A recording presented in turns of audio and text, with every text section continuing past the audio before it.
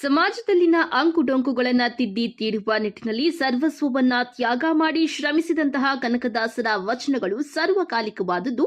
ಜೀವನದಲ್ಲಿ ಪ್ರತಿಯೊಬ್ಬರೂ ಅವರ ಆದರ್ಶಗಳನ್ನು ಅಳವಡಿಸಿಕೊಳ್ಳಬೇಕು ಎಂದು ಶಾಸಕ ಸುಬ್ಬಾರೆಡ್ಡಿ ಹೇಳಿದ್ದಾರೆ. ಪಟ್ಟಣದ ಕರ್ನಾಟಕ ಪಬ್ಲಿಕ್ ಶಾಲೆಯಲ್ಲಿ ರಾಷ್ಟ್ರೀಯ ಹಬ್ಬಗಳ ಆಚರಣಾ ಸಮಿತಿ ವತಿಯಿಂದ ಆಯೋಜಿಸಿದ್ದ ದಾಸಶ್ರೇಷ್ಠ ಕನಕದಾಸರ ಜಯಂತಿ ಕಾರ್ಯಕ್ರಮದಲ್ಲಿ ಮಾತನಾಡಿದ ಅವರು, ಮುಖ್ಯ ಭಾಷಣಕಾರರಾಗಿ ಮಾತನಾಡಿದ ಅವರು, ಭಕ್ತಿ ಶ್ರೇಷ್ಠತೆಯ ಪರಾಕಾಷ್ಠೆಯನ್ನ ಮೀರಿ ನಿಂತ ಸಂತ ಕನಕದಾಸರ ಆದರ್ಶಗಳ ಅನುಕರಣೆ ಅಗತ್ಯವಾಗಿದೆ.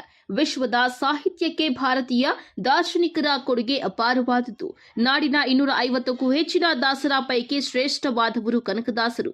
ಸರಳ ಭಾಷೆಯಲ್ಲಿ ಜನಸಾಮಾನ್ಯರಿಗೆ ಅರ್ಥವಾಗುವ ರೀತಿಯಲ್ಲಿ ವಚನಗಳನ್ನು ರಚಿಸಿ ಮುಗ್ಧ ಜನರಲ್ಲಿ ಜ್ಞಾನ ತುಂಬುತ್ತಿದ್ರು. ಬಸವಣ್ಣನವರ ನಂತರ ಕನಕದಾಸರು ಜಾತಿ ಪದ್ಧತಿ ಕುರಿತಂತೆ ಹೋರಾಟ ನಡೆಸಿದ ಮಹಾನ್ ವ್ಯಕ್ತಿಯಾಗಿದ್ದಾರೆ. ಅವರ ಆದರ್ಶಗಳನ್ನು ಪ್ರತಿಯೊಬ್ಬರು ತಮ್ಮ ಜೀವನದಲ್ಲಿ ಅಳವಡಿಸಿಕೊಳ್ಳಬೇಕು ಎಂದರು. ಕಾರ್ಯಕ್ರಮದಲ್ಲಿ ಮುಖ್ಯ ಭಾಷಣಕಾರರಾಗಿ ಮಾತನಾಡಿದ ಸೋಮೇನಹಳ್ಳಿ ಪಿಎಂಶ್ರೀ ಶಾಲೆಯ ಶಿಕ್ಷಕ ರಾಮಕೃಷ್ಣ, ಏಕಾಗ್ರತೆಯ ಧ್ಯಾನ ಭಕ್ತಿಯಿಂದ ತಮ್ಮಲ್ಲಿನ ನಕಾರಾತ್ಮಕ ಗುಣಗಳನ್ನು ತೊರೆಯಬೇಕೆಂಬ ಸತ್ಯವನ್ನ ಜನರಲ್ಲಿ ಕನಕದಾಸರು ತುಂಬಿದ್ದಾರೆ. ತಮ್ಮ ಆಲೋಚನೆ ಭಕ್ತಿಯನ್ನ ಸರಳವಾದ ಕನ್ನಡದಲ್ಲಿ ಜನರಿಗೆ ತಲುಪಿಸಿದವರು ಕನಕದಾಸರು ಎಂದು ಹೇಳಿದ್ದಾರೆ. ವೇದಿಕೆ ಕಾರ್ಯಕ್ರಮಕ್ಕೂ ಮುನ್ನ ಪಟ್ಟಣದ ಮುಖ್ಯ ರಸ್ತೆಯಲ್ಲಿ ತಾಲೂಕು ಮಟ್ಟದ ಅಧಿಕಾರಿಗಳು, ಸಿಬ್ಬಂದಿ ವರ್ಗ, ಸಮುದಾಯದ ಮುಖಂಡರು ಕನಕ ರಥದೊಂದಿಗೆ ಮುಖ್ಯ ರಸ್ತೆಯಲ್ಲಿ ಮೆರವಣಿಗೆ ನಡೆಸಿದ್ದಾರೆ. ಕಾರ್ಯಕ್ರಮದಲ್ಲಿ ತಹಸೀಲ್ದಾರ್ ಸಿಗ್ಬತ್ತುಲ್ಲಾ, ತಾಲೂಕು ಪಂಚಾಯಿತಿ ಇಒ ನಾಗಮಣಿ, ಪಟ್ಟಣ ಪಂಚಾಯಿತಿ ಅಧ್ಯಕ್ಷ ವಿಕಾಸ್, ಉಪಾಧ್ಯಕ್ಷ ಗಂಗರಾಜು, ಮುಖಂಡರಾದ ಆದಿರೆಡ್ಡಿ, ಆದಿನಾರಾಯಣ ರೆಡ್ಡಿ, ರಿಯಾಜ್, ಲಕ್ಷ್ಮೀನಾರಾಯಣ, ಕುರುಬ ಸಂಘದ ಅಧ್ಯಕ್ಷ ಅಶ್ವತ್ಥಗೌಡ ಸೇರಿದಂತೆ ಹಲವರು ಇದ್ದರು. ವರದಿ ಸತೀಶ್ ಬಾಬು, ಎ ನಂದಿ ಟಿವಿ, ಗುಡಿಬಂಡೆ. ನಾನು ಇವತ್ತು ಇಲ್ಲೆಲ್ಲ ಮಕ್ಕಳು ನೋಡ್ಕೊಂಡೆ ಇವರೆಲ್ಲ ಕುರುಬರು.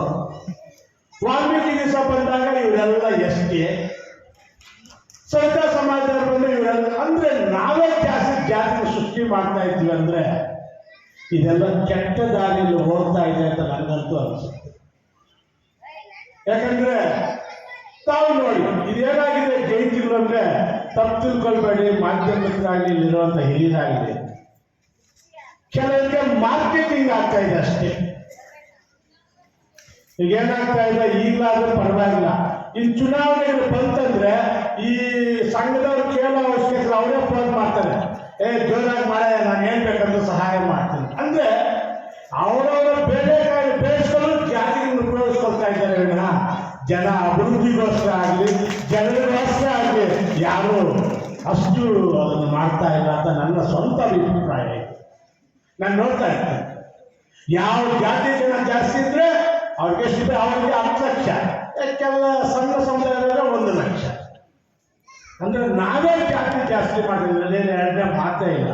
ನಮ್ಮ ಸರ್ಕಾರ ಯಾಕೆ ಈ ಕಾನೂನು ತಂದು ನನಗೆ ಕೂಡ ಗೊತ್ತಿಲ್ಲ. ನಿಜವಾಗ ಈಗ ಇದರಲ್ಲೂ ದಯವಿಟ್ಟು ನಾನು ವಿನಂತಿ ಮಾಡ್ತೀನಿ, ಪಾಪ ಮಹಾನ್ ಪುರುಷರು ಜಾತಿ ಬೇಡಯ, ಧರ್ಮ ಬೇಡಯ ಅಂತಾರೆ. ಅವ್ರ ಕಳಂಕ ಕಟ್ಟೋ ರೀತಿಯಲ್ಲಿ ನಾವು ಜಯಂತಿಗಳು ಮಾಡ್ತಾ ಇರ್ತೀವಿ ಅಂದರೆ ಎಲ್ಲೋ ಬೇಸರನ ಆಗುತ್ತೆ. ನಾವು ಸತ್ಯವಾಗಿ ಹೇಳ್ತೀವಿ, ಆ ದಾರ್ಶನಿಕರಿಗೆ ಅಂದರೆ ಅಂಥ ಮಹಾನ್ ಪುರುಷರು ಅವರು ಬರೆದಂಥ ಗೀತೆಗಳಿರ್ಬೋದು, ಅವರು ರಚಿಸಿದಂಥ ಕಾವ್ಯಗಳಿರ್ಬೋದು, ಅದರಾಮರ ನಿಜವಾಗಿ. ಯಾಕಂದರೆ ನಾನು ಸುಮಾರು ಅದರ ಭಕ್ತಿ ಹರಿಸಾಗರ ಅಂತ ನಾನು ಒಂದು ಕೇಳಿದ್ದೀನಿ. ಎಷ್ಟು ಚೆನ್ನಾಗಿ ಬರೀತಾನೆ ಪುಣ್ಯಾತ್ಮ ಕನಕದಾಸರು ಅಂದರೆ ಅಷ್ಟು ಚೆನ್ನಾಗಿದೆ.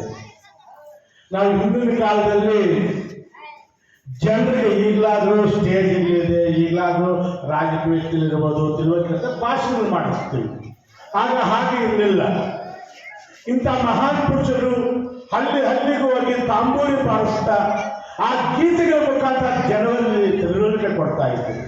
ಈಗ ತಾವು ಯೋಚನೆ ಮಾಡಿ, ನನಗೂ ಇಷ್ಟ ಆಗುತ್ತೆ. ನಾನು ತಾವು ನಂಬ್ತಿರೋ ಬಿಡ್ತಿರೋ ಇಂಥ ದಾಸ ಕೀರ್ತನೆಗಳು ಹಳೆಯದಂದ್ರೆ ನನಗೂ ಇಷ್ಟ. ನಾನು ಸುಮಾರು ನಂಬ್ತಿರೋ ಬಿಡ್ತಿರೋ ಒಂದು ಯಾವುದೋ ಪಿಕ್ಚರ್ ಬಂತು, ಮದುವೆ